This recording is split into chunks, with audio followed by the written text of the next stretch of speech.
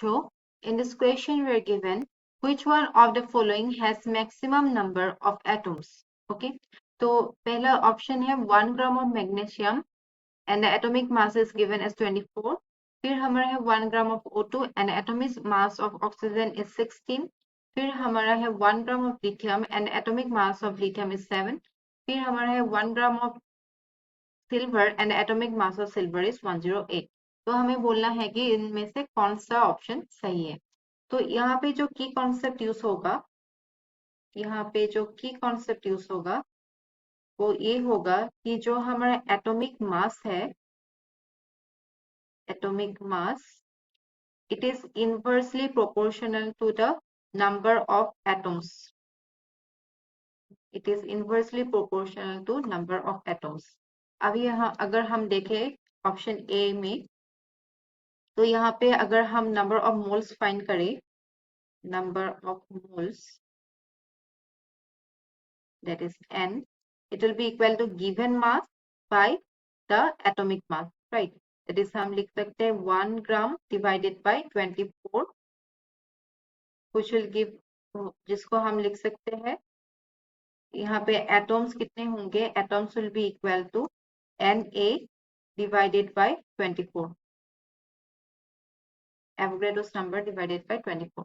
फिर अगर बी का देखें, we are given 1 gram of O2 and atomic mass of O is 16. तो हमें O2 का दिया गया है, right? तो number of moles will be 1 divided by 32. हम मॉलिक्यूल के लिए फाइंड कर रहे हैं, right? So यहाँ पे मॉलिक्यूल्स कितना होगा, molecules will be Na divided by 32 and atoms will be Na divided by 16. फिर अगर हम C में देखें तो इसमें है 1 gram of lithium and atomic mass is 7.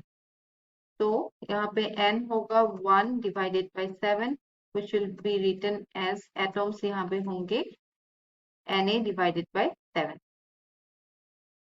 फिर लास्ट में D में हमें दिया गया है 1 gram of silver and atomic mass of silver is 108. That is N will be equal to 1 divided by 108 और हम इसे लिख सकते हैं एटॉम्स कितने होंगे Na divided by 108.